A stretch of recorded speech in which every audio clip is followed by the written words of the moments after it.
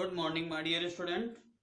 My name is Wazir Ali Zadi, and today I am going to teach you verbs with two objects.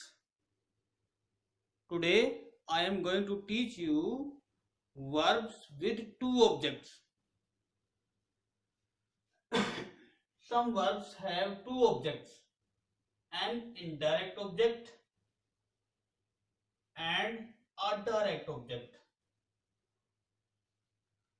तो आज हम सीखने जा रहे हैं सम वर्ब्स जिनमें दो ऑब्जेक्ट की जरूरत पड़ती है, दो ऑब्जेक्ट जहां पे यूज होते हैं.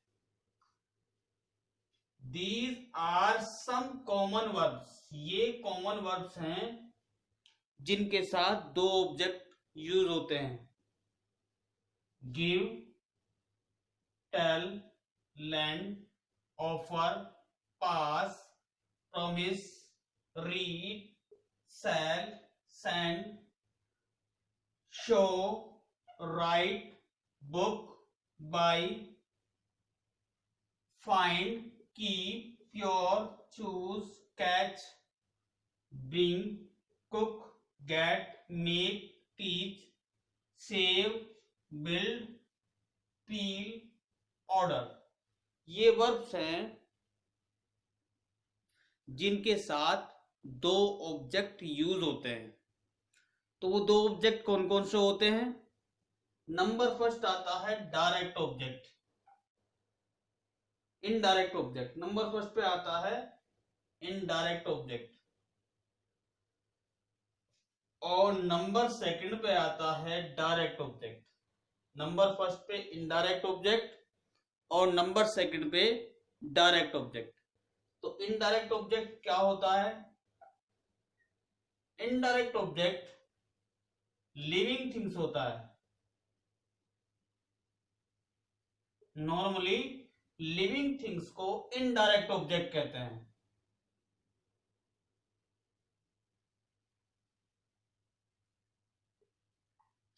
और डायरेक्ट ऑब्जेक्ट किसे कहते हैं? नॉन लिविंग थिंग्स को. नॉन लिविंग थिंग्स को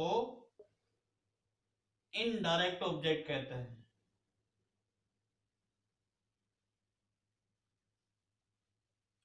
तो अब तक मैंने आपको बताया कि ये वर्ब्स हैं give, tell, land, offer, pass, promise, read, sell, send, show, write, book, buy, find, keep, pure, choose, catch, bring, cook, get, make, teach, save, build, peel, order. ये वर्ब हैं जिनके साथ डबल ऑब्जेक्ट का use होता है. तो normally होता है इनडायरेक्ट ऑब्जेक्ट पहले आता है और डायरेक्ट ऑब्जेक्ट बाद में आता है. इनडायरेक्ट ऑब्जेक्ट लिविंग थिंग्स कहलाता है और direct object non living things कहलाता है.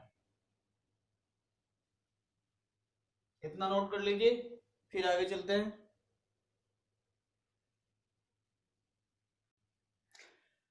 मैंने आपको बताया था डायरेक्ट इनडायरेक्ट ऑब्जेक्ट.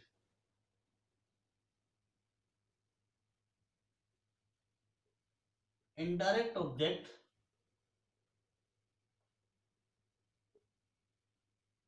क्या होता है? Living things.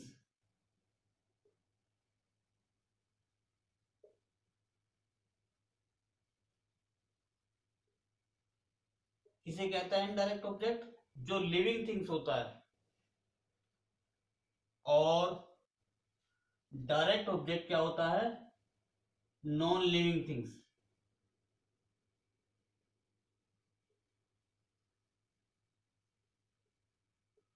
Non living things कहलाता है, नॉन लिविंग थिंग्स कहलाता है डायरेक्ट ऑब्जेक्ट.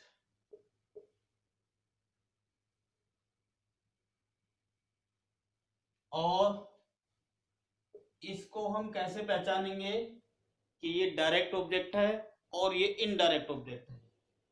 तो डायरेक्ट ऑब्जेक्ट, इनडायरेक्ट ऑब्जेक्ट जो होता है वो आता है आंसर में फॉर whom,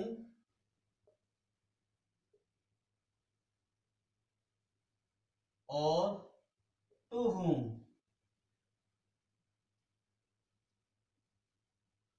और डायरेक्ट ऑब्जेक्ट आता है व्हाट और for what.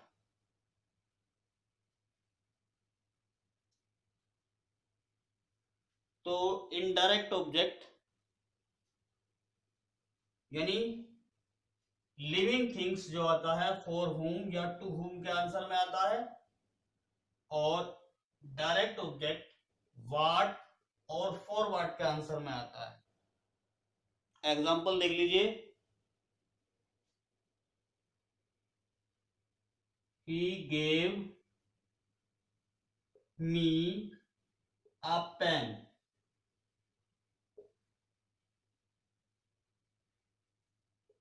she cooked food, cooks us food,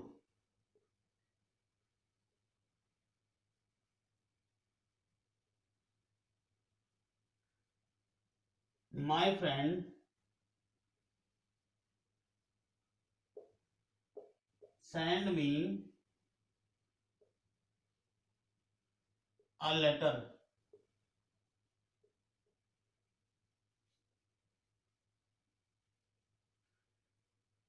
they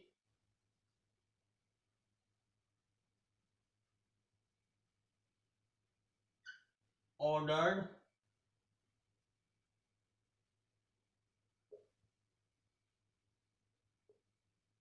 them to bring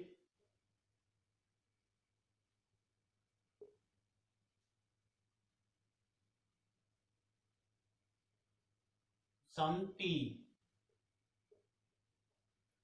तो इस तरह के जो वर्ब हैं उनके साथ ड्यूअल ऑब्जेक्ट होता है, डबल ऑब्जेक्ट होता है, और डबल ऑब्जेक्ट में एक इनडायरेक्ट ऑब्जेक्ट होगा जो फॉर whom या टू whom के आंसर में आएगा, और एक डायरेक्ट ऑब्जेक्ट होगा जो व्हाट के आंसर में आएगा या फॉर व्हाट के आंसर में आएगा। देखिए, he gave me a pen, देखिए इसमें he gave a pen to whom, किसको दिया, टू whom का आंसर में आया मी, मुझको दिया। दूसरे में देखिए she cooked us food, ये us किसके आंसर में आ रहा है, टू whom के आंसर में आ रहा है। टू whom लगा के अगर हम क्वेश्चन करेंगे तो किसके लिए खाना बनाया, टू whom किसके लिए खाना बनाया, us के लिए खाना बनाया। my friend send me a letter, तो मी यहां पे डायरेक्ट इनडायरेक्ट ऑब्जेक्ट है, यहां पे अस डायरेक्ट ऑब्जेक्ट है, इनडायरेक्ट ऑब्जेक्ट है, यहां पे मी इनडायरेक्ट ऑब्जेक्ट है, यहां पे डैम इनडायरेक्ट ऑब्जेक्ट है, क्योंकि ये टू whom के आंसर में आ रहे हैं। और ये अ पेन ये डायरेक्ट ऑब्जेक्ट है, फूड डायरेक्ट ऑब्जेक्ट है, अ लेटर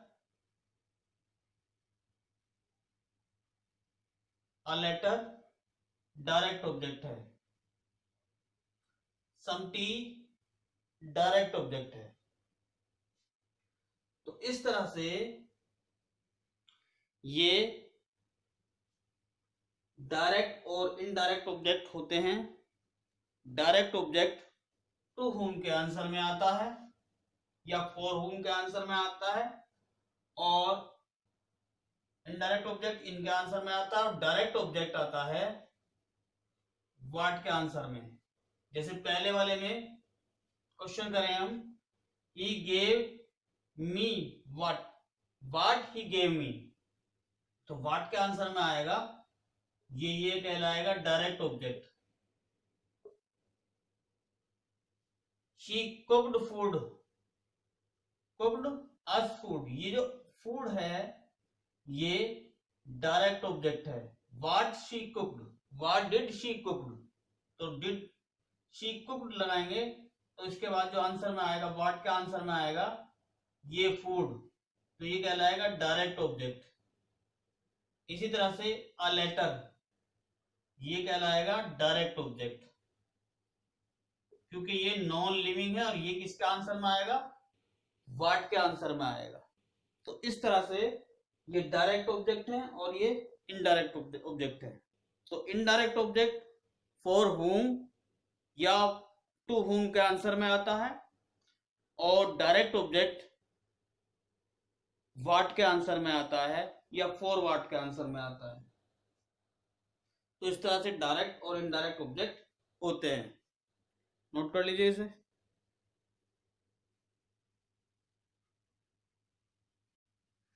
तो नॉर्मली जो कंडीशन होती है, इसका स्ट्रक्चर जो होता है वो इस तरह से होता है। नंबर फर्स्ट में आता है वर्ब, फिर इनडायरेक्ट ऑब्जेक्ट और फिर डायरेक्ट ऑब्जेक्ट। तो नॉर्मली जो कंडीशन होती है वो ये होती है, वर्ब के बाद इनडायरेक्ट ऑब्जेक्ट यानी लिविंग थिंग्स, और फिर उसके बाद डायरेक्ट ऑब्जेक्ट।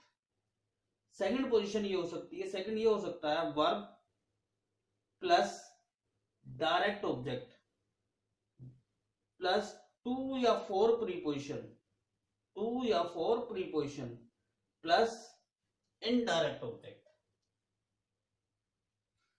तो नॉर्मली कंडीशन के लिए देखिए sentence, she gave him her book, she gave him her book. पहले ये आया है डायरेक्ट इनडायरेक्ट ऑब्जेक्ट और फिर आया है इसके बाद डायरेक्ट ऑब्जेक्ट। दूसरा एग्जांपल देखिए, my daughter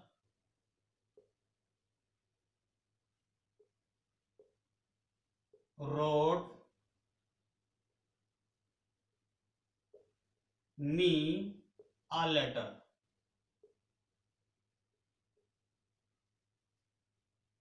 my daughter wrote me a letter, Mr.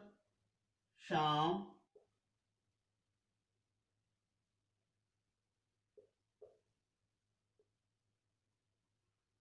taught us English, Mr. Sham taught us English।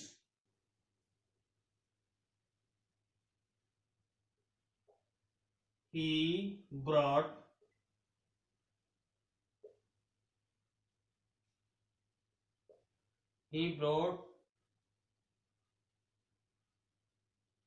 her mother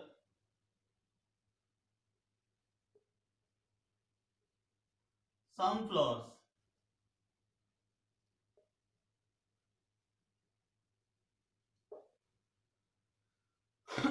तो पहले आया, देखिए ये वर्ब है इनकी, राइट की सेकंड फॉर्म रोट होती है, गिव की सेकंड फॉर्म गेव होती है, टीच की सेकंड फॉर्म टॉट होती है, और ब्रिंग की सेकंड फॉर्म ब्रॉट होती है।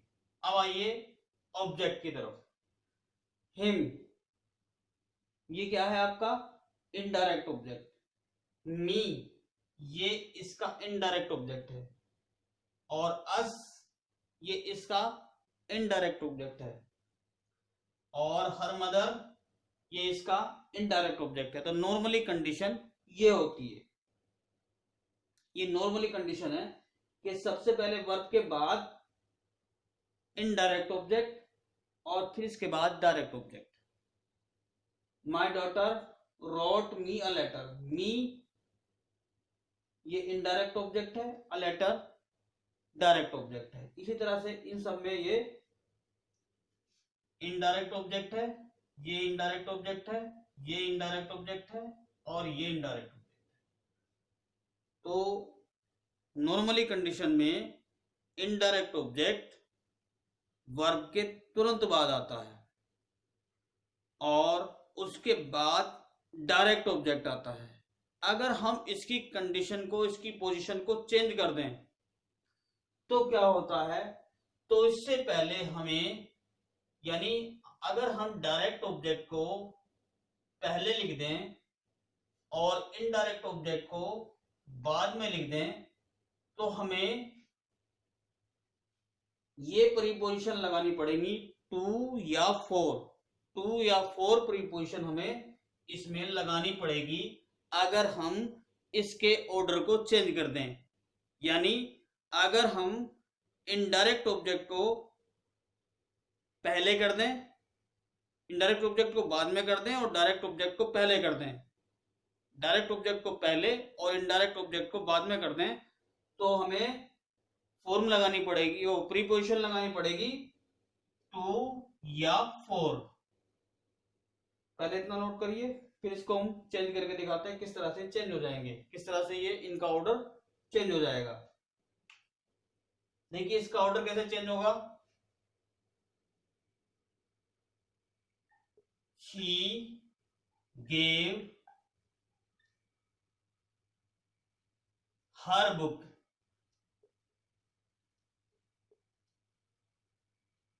to him। तो इसमें प्रीपोजिशन लग गई ये और ये। अब डायरेक्ट ऑब्जेक्ट पहले आ गया है और इनडायरेक्ट ऑब्जेक्ट बाद में चला गया है। दूसरा देखिए, my daughter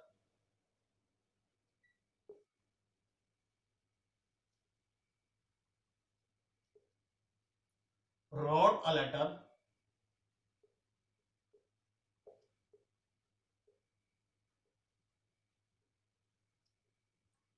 to me।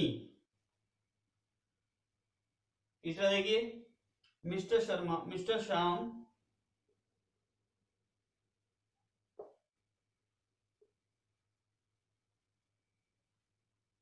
taught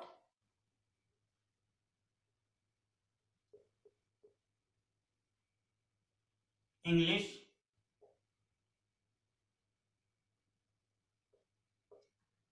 to us। Next देखिए, he brought some flowers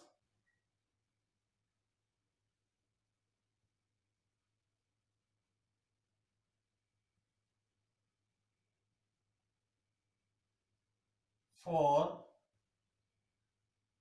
her mother। तो इस तरह से अगर हम इनके ऑर्डर को चेंज कर देते हैं तो इस तरह से ये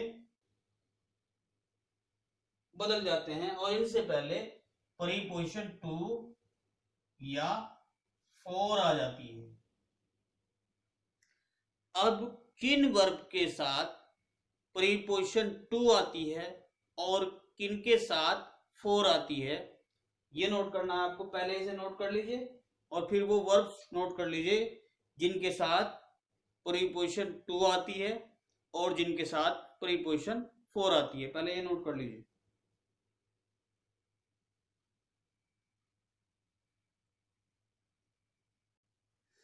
तो ये कॉमन वर्ब्स हैं जिनके साथ प्रीपोजिशन टू आती है। Tell, give, land, offer, post, read, show, promise, sell, send,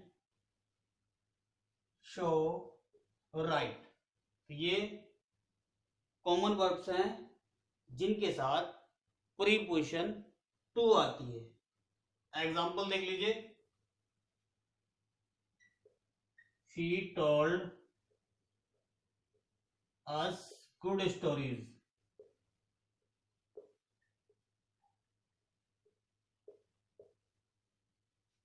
तो अगर हम इसके ऑर्डर को चेंज करेंगे तो ये हो जाएगा she told good stories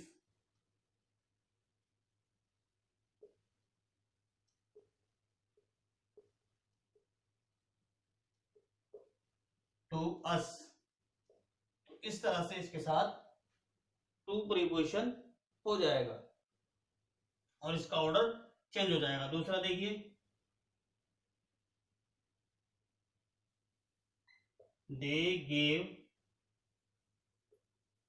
us a new bag, new bat.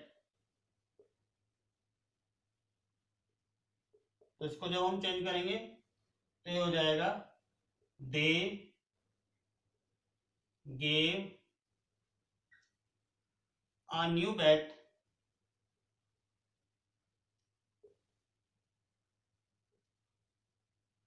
To us.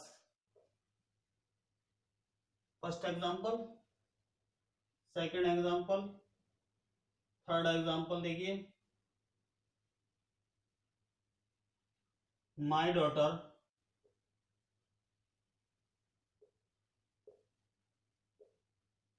wrote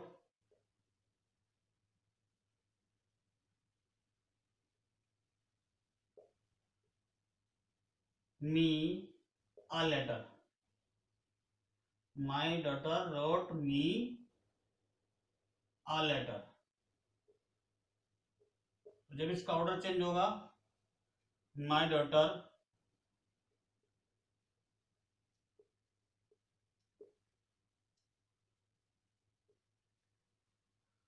wrote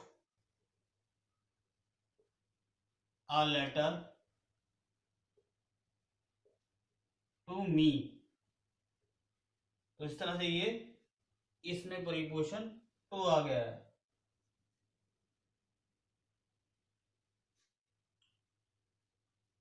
और देखिए,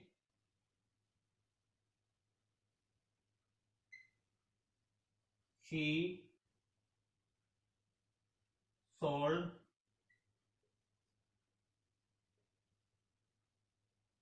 him her new car।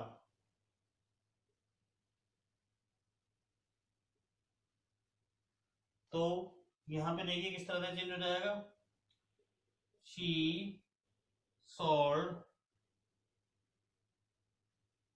her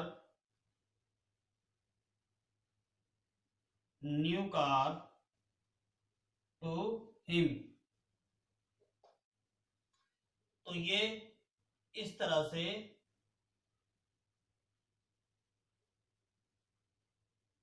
etcetera में आती हैं। और भी वर्ब हो सकती है कुछ, लेकिन कॉमन यही हैं जो ज्यादातर यूज होती हैं। तो ये इस तरह से ये प्रीपोजिशन टू आ गया है इनडायरेक्ट ऑब्जेक्ट और डायरेक्ट ऑब्जेक्ट के एक दूसरे की पोजीशन चेंज करने पर। यानी जब उनका ऑर्डर हमने चेंज किया तो इनके बीच में टू प्रीपोजिशन लगाया है। ये वो वर्ब हैं जिनके बाद टू प्रीपोजिशन आता है, ये नोट करिए। फिर फोर प्रीपोजिशन वाले वर्ब देखते हैं, वो कौन से वर्ब हैं जिनके साथ फोर प्रीपोजिशन आता है। पहले ये नोट कर लीजिए।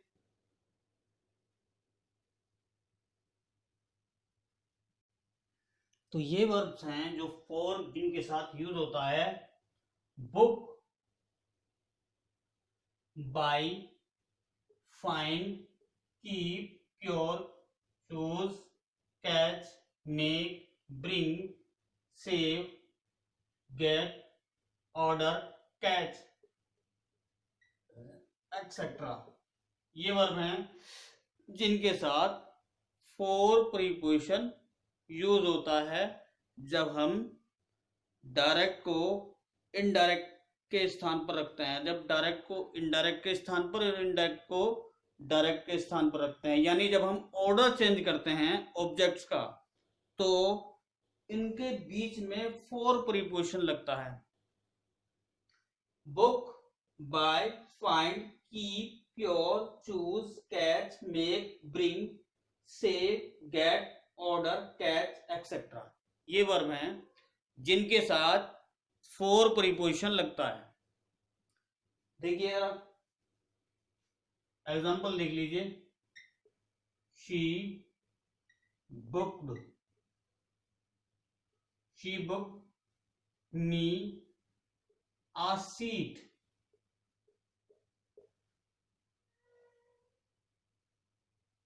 दूसरा एग्जांपल देखिए, ही बॉट,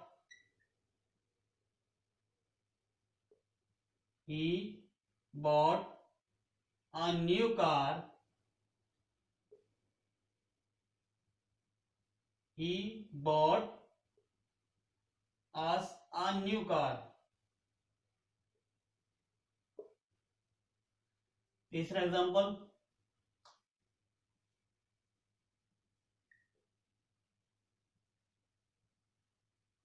रवि made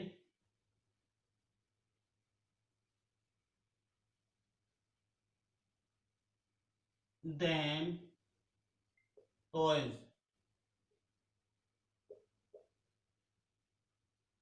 चौथा एग्जांपल देखिए,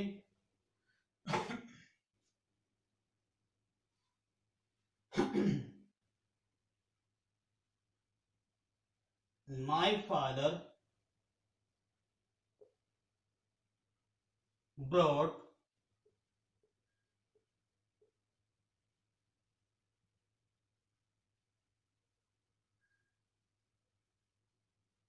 my father brought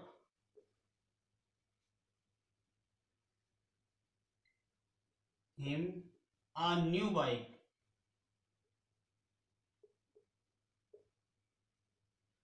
तो जब हम इनके ऑर्डर को चेंज करेंगे तो इनके बीच में फोर प्रीपोजिशन लगेगा।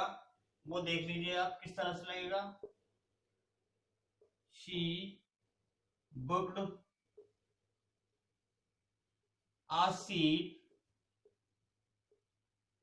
For me.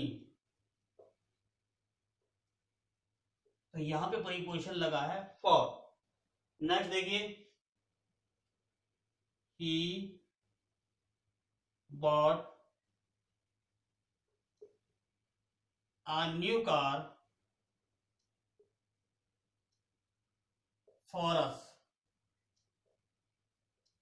तो जब हमने इसके वर्ब के तुरंत बाद हम डायरेक्ट ऑब्जेक्ट आए तो इनडायरेक्ट ऑब्जेक्ट जब इधर ले गए तो इससे पहले फोर प्रीपोजिशन लगा है। रवि मेड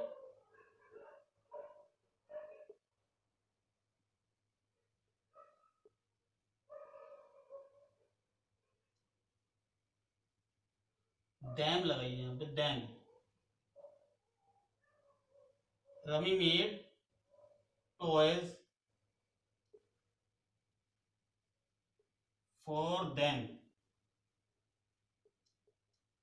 तो इस तरह से फोर प्रीपोजिशन इसमें यूज किया गया है। नेक्स्ट देखिए, my father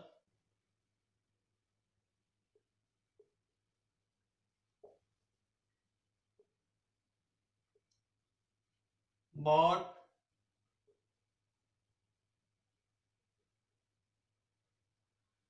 a new bike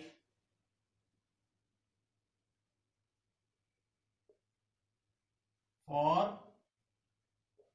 him। तो इससे पहले फॉर प्रीपोजिशन का यूज किया गया है, इससे पहले भी फॉर प्रीपोजिशन का यूज किया गया है। तो इस तरह से इन वर्ब्स के साथ फोर प्रीपोजिशन का यूज करते हैं जब हम डायरेक्ट और इनडायरेक्ट ऑब्जेक्ट के ऑर्डर को चेंज करते हैं। जब हम डायरेक्ट और इनडायरेक्ट के ऑर्डर को चेंज करते हैं तो इन वर्ब्स के साथ फोर प्रीपोजिशन का यूज करते हैं। इससे पहले हमने सीखा टू प्रीपोजिशन का यूज किन वर्ब्स के साथ होता है और फोर प्रीपोजिशन का यूज किन वर्ब्स के साथ होता है, इसे नोट कर लीजिए। और मैं ये समझता हूं कि ये दोनों आपको समझ में आ गए होंगे। डायरेक्ट ऑब्जेक्ट किसे कहते हैं, इनडायरेक्ट ऑब्जेक्ट किसे कहते हैं, डायरेक्ट ऑब्जेक्ट का यूज किस तरह से होता है, डायरेक्ट ऑब्जेक्ट का मीनिंग क्या होता है, डायरेक्ट ऑब्जेक्ट किसे कहते हैं, नॉन लिविंग होता है या लिविंग होता है, और इनडायरेक्ट ऑब्जेक्ट क्या होता है, ये भी आपको क्लियर हो गया होगा। तो अगर ये वीडियो अच्छी लगी तो आप इसको लाइक करिए और मेरे चैनल को सब्सक्राइब करिए, और इसी तरह की और वीडियो देखने के लिए आप मेरे चैनल पर आइए और ज़्यादा से ज़्यादा आप लाइक करिए और सब्सक्राइब करिए। Okay, thank you for watching.